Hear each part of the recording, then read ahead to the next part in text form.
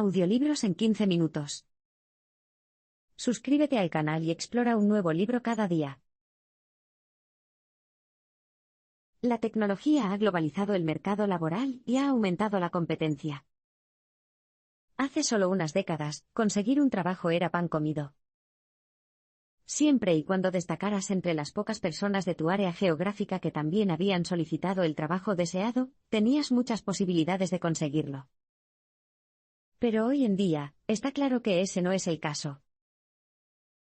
En este momento, el mercado laboral se parece a una guerra mundial en toda regla.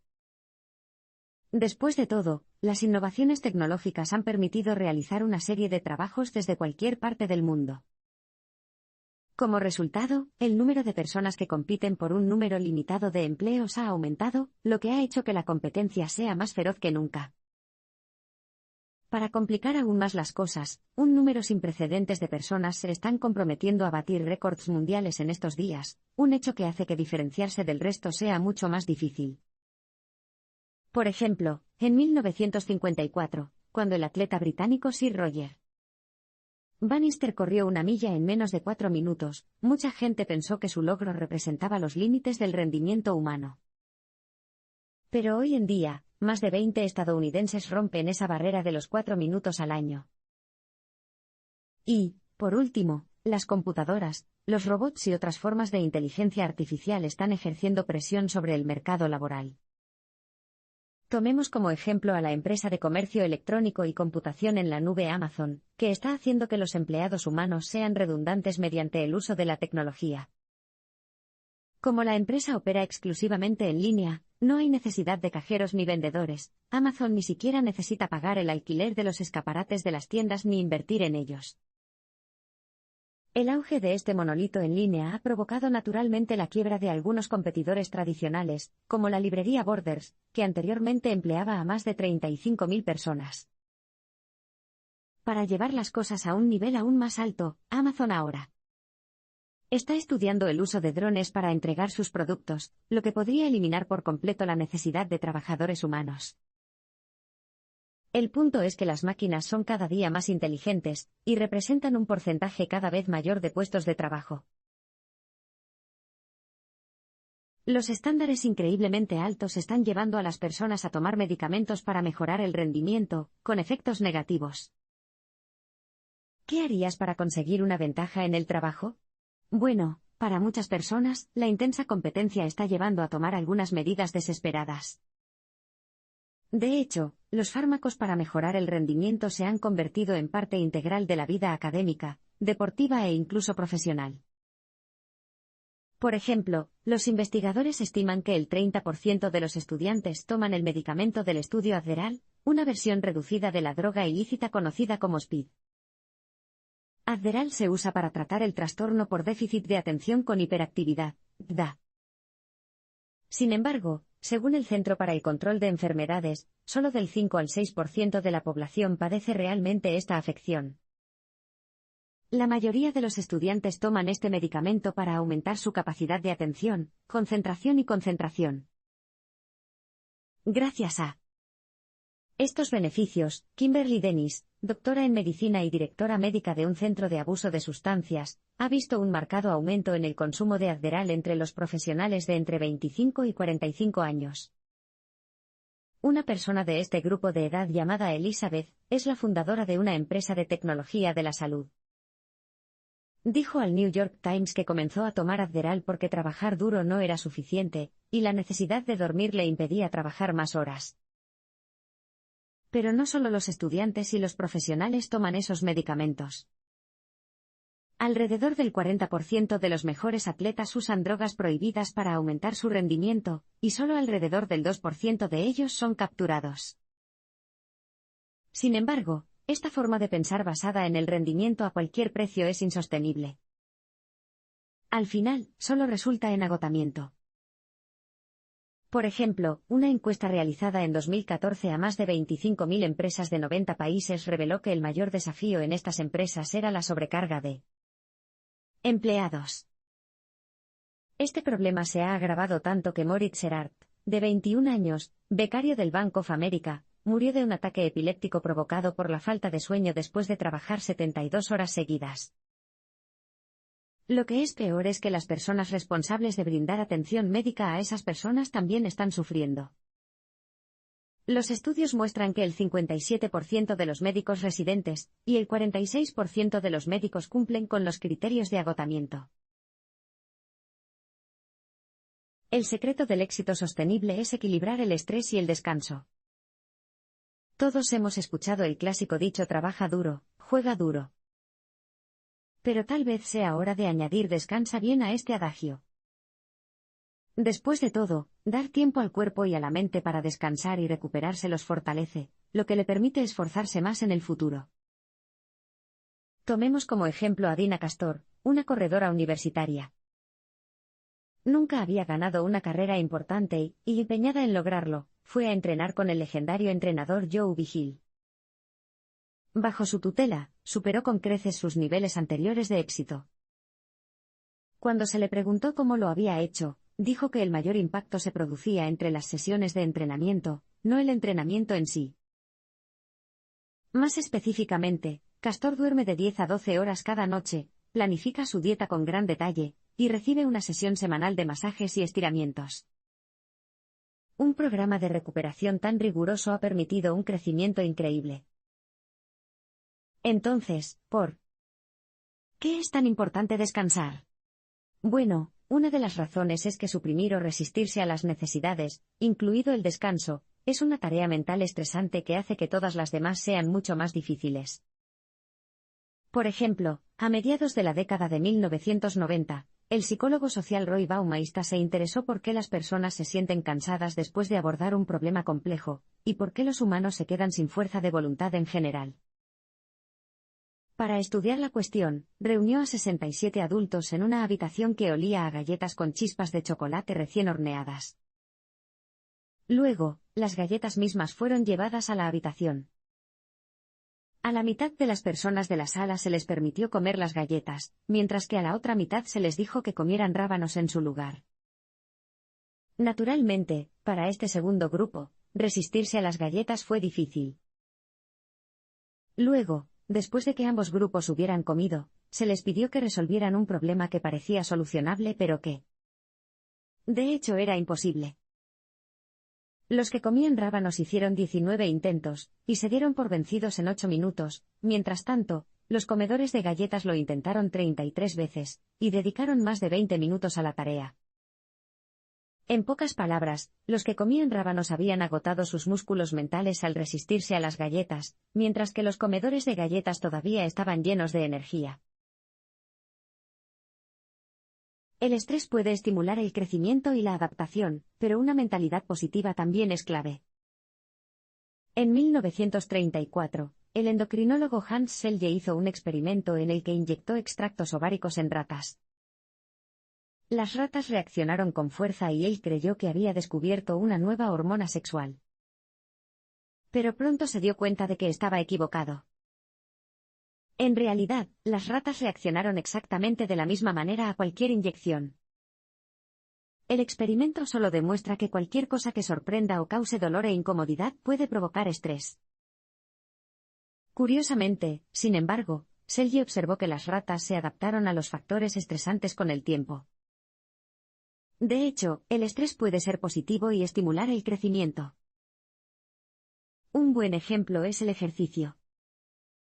Cuando ejercitas un músculo, por ejemplo, levantando pesas, se producen microdesgarros en las fibras musculares, lo que desencadena una respuesta al estrés. En efecto, el cuerpo se da cuenta de que no es lo suficientemente fuerte como para levantar ese peso, por lo que pasa a una etapa anabólica, desarrollando el músculo para soportar un mayor estrés. Y esto no solo se aplica a los músculos. Llevar al cerebro a nuevas alturas también puede aumentar su respuesta al estrés. Por ejemplo, en un estudio, los estudiantes que se vieron obligados a superar problemas complejos sin ayuda alguna obtuvieron mejores resultados que los que recibieron asistencia inmediata. Y controlar el estrés a menudo es simplemente una cuestión de cómo lo piense. Si lo ves como una experiencia positiva, serás mucho más capaz de soportarlo. Tomemos como ejemplo un estudio de 2010 que descubrió que los estadounidenses que ven el estrés como facilitador tienen un 43% menos de probabilidades de morir prematuramente. Se podría suponer que la única razón por la que ese grupo ve el estrés de manera favorable es porque rara vez lo experimentan. Sin embargo, cuando los investigadores compararon el número total de eventos estresantes de este grupo con el de las personas que vieron el estrés de manera negativa, descubrieron que eran casi idénticos. La única otra explicación es que las actitudes que las personas tienen hacia el estrés pueden determinar cómo las afecta y, por lo tanto, la duración de sus vidas. La multitarea es ineficiente y es mejor centrarse en una tarea a la vez. ¿Te encanta la multitarea y la consideras la forma más eficiente de hacer las cosas? Bueno, si lo haces, es hora de cambiar tu forma de actuar.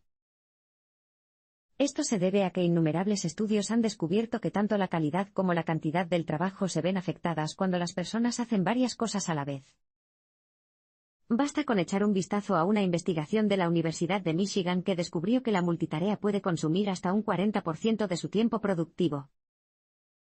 Otras investigaciones han descubierto que las personas que realizan múltiples tareas filtran peor la información, son más lentas a la hora de identificar los patrones, y tienen una memoria a largo plazo disminuida.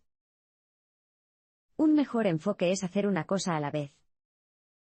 Por ejemplo, en la década de 1990, el psicólogo K. Anders Ericsson comenzó a investigar cómo las personas se convierten en expertos. Para ello, se trasladó a Berlín, Alemania, para estudiar violinistas en la prestigiosa Academia Mundial de Música. Ericsson pidió a cada violinista que escribiera un diario de su práctica. Luego estudió los diarios y descubrió que cada uno de ellos practicaba 50 horas a la semana. Sin embargo, cada uno de ellos utilizó ese tiempo de manera diferente. Las personas que se convirtieron en solistas internacionales dedicaron más tiempo que las personas de bajo rendimiento a tratar de alcanzar un objetivo específico, y, como resultado, lograron una mayor concentración. O piense en el Dr. Bob Kocher, un exitoso capitalista de riesgo en el sector de la salud que también trabaja como economista de la salud y profesor de Stanford. ¿Cómo ha logrado tanto? Él compartimenta. En otras palabras, divide las tareas en categorías y da a cada actividad u objetivo su enfoque singular, una práctica que se puede ver claramente en sus interacciones diarias. En el momento en que entras en una habitación con el Dr. Bob, queda claro que está totalmente contigo. No se distrae en absoluto con su correo electrónico, su teléfono o cualquier otra cosa. Le presta la misma atención que le dedicaría al presidente de los Estados Unidos o a cualquier otra tarea o persona. El descanso es importante para lograr el máximo rendimiento, pero no todos los tipos de descanso son iguales. ¿Te has preguntado alguna vez por qué tantas personas tienen sus mejores ideas mientras caminan, se duchan o duermen? Esto se debe en gran parte a que esos momentos de descanso permiten que el cerebro se salga del proceso de pensamiento lineal. Después de todo, cuando trabajas activamente, tu mente consciente reina supremamente. Funciona de una manera lineal del tipo si entonces. Si esto, entonces aquello. El problema es que a menudo no logras resolver los problemas cuando te quedas atascado y comienzas a obsesionarte con ellos. Por otro lado, cuando dejas de intentarlo, tu mente subconsciente entra en acción. Esto permite que el cerebro extraiga información aleatoria del almacenamiento, información a la que de otro modo sería inaccesible. Aquí es donde nace la creatividad. Sin embargo, el descanso también es esencial para obtener el máximo rendimiento. Volvamos a la historia anterior de ese atleta británico, Roger Bannister. En 1954, cuando se dispuso a correr la milla en 4 minutos, adoptó un nuevo enfoque. No se esforzó hasta el último minuto antes de la carrera. En cambio, 2 semanas antes de la carrera, abandonó por completo el entrenamiento y se dirigió a las montañas para hacer senderismo. En comparación con su rutina normal de correr constantemente, esto fue más descanso del que había descansado en mucho tiempo. Cuando finalmente llegó el gran día, terminó la milla en un tiempo récord. Así que descansar es clave, pero algunas formas son mejores que otras. Por ejemplo, incluso la caminata más corta puede tener grandes beneficios siempre que la realices en el lugar correcto. Esta idea está respaldada por un estudio de Stanford en el que se pidió a los participantes que salieran a caminar al aire libre, en interiores o que no salieran a caminar. Luego se les encomendó la tarea de idear usos creativos para una serie de elementos comunes. Los que habían caminado al aire libre experimentaron los aumentos más evidentes en su creatividad, pero incluso los que habían caminado en espacios cerrados tenían un 40% más de ideas que los que habían optado por quedarse allí. Los grandes artistas se rigen por algunos trucos simples. Ya sea que se trate de una escritora que se prepara para escribir una historia o de un atleta que se prepara para una carrera, una gran artista nunca esperará estar en lo más alto de su carrera. En cambio, cultivará activamente un entorno que la ayude a dar lo mejor de sí misma. Por eso es fundamental tener una rutina sólida. Tomemos como ejemplo a Matt Billingslea, el baterista de la estrella pop Taylor Swift. Antes de cada concierto con entradas agotadas, tarda 30 minutos en saltar rítmicamente de un lado a otro. Luego hace algunos ejercicios, haciendo círculos amplios con los brazos, y activando los músculos centrales y de la espalda. Finalmente, cambia su enfoque hacia su mente, respira profundamente y visualiza cada movimiento mientras entra en la zona. Esta rutina ayuda a Billingslea a mantenerse concentrado y rendir al máximo nivel, a pesar de la presión de jugar frente a cientos de miles de personas. Sin embargo, una rutina no es la única forma de alcanzar el máximo rendimiento. Establecer las prioridades correctas también puede ayudar. Tomemos como ejemplo a Michael Joyner, médico e investigador de la Clínica Mayo. Ha publicado 350 artículos sobre el desempeño humano, y tiene sus propios secretos sobre el desempeño. En primer lugar, al vivir cerca de su lugar de trabajo, ahorra tiempo en sus viajes al trabajo. En segundo lugar, empaca previamente su bolsa de gimnasio para no perder el tiempo eligiendo ropa deportiva. Y, por último, reserva su energía y fuerza de voluntad para actividades que agreguen valor, como una tarea laboral difícil que requiere una concentración total. Por lo tanto, es importante prepararse estableciendo las rutinas y prioridades adecuadas. Por último, hay un truco más para alcanzar el máximo rendimiento: tu estado de ánimo. Por ejemplo, un experimento en la Universidad Northwestern proporcionó a los participantes un cuestionario diseñado para evaluar su estado emocional. Luego, los participantes se dividieron en dos grupos según su estado de ánimo. Aquellos con una perspectiva positiva tenían muchas más probabilidades de resolver problemas intelectuales desafiantes. Para averiguar por qué, los investigadores utilizaron una máquina de resonancia magnética para observar los cerebros de los participantes mientras resolvían los problemas. Descubrieron que las personas con una perspectiva positiva tenían una mayor actividad en una región del cerebro conocida como corteza cingulada anterior, que se encarga de la toma de decisiones, el control emocional y la resolución de problemas. Tener un propósito puede ayudarlo a trascender las limitaciones autoimpuestas.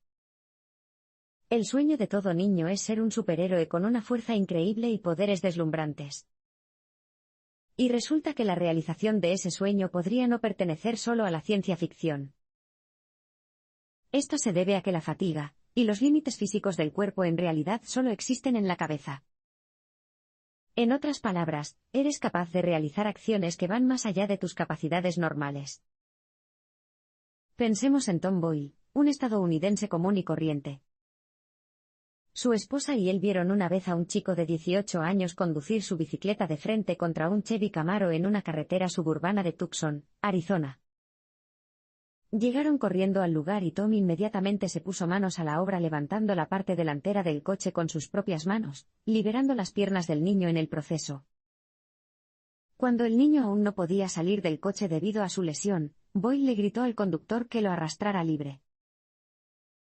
En otras palabras, Boyle batió el récord olímpico de peso muerto a pesar de que no tenía nada de extraordinario desde el punto de vista físico.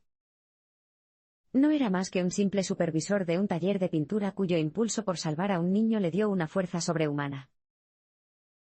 Lo que es más sorprendente es que puedes recurrir a esa habilidad con regularidad al encontrar un propósito que te trascienda a ti mismo. Por ejemplo, el profesor de salud pública de la Universidad de Michigan Victor Strecher tuvo una hija llamada Julia. Julia sufría de problemas cardíacos y, finalmente, necesitó 2 trasplantes. Cada vez que la salud de su hija se deterioraba, Strecher recordaba el valor de la vida, y se esforzaba por aprovechar al máximo el tiempo que pasaba con ella. Cuando, en su 19º cumpleaños, falleció, Strecher entró en el período más sombrío de su vida. Esta profunda melancolía finalmente estalló el Día del Padre cuando alucinó con su hija fallecida diciéndole que siguiera adelante. Esto lo inspiró a cambiar su investigación para comprender el poder del propósito, una decisión que lo llevó a convertirse en uno de los mejores maestros en su campo. ¿A qué atribuye su éxito? Dice que ve la cara de su hija en cada estudiante y les enseña como si fueran Julia. ¿Y si ese no es un buen ejemplo del poder del propósito, sería difícil decir que lo es?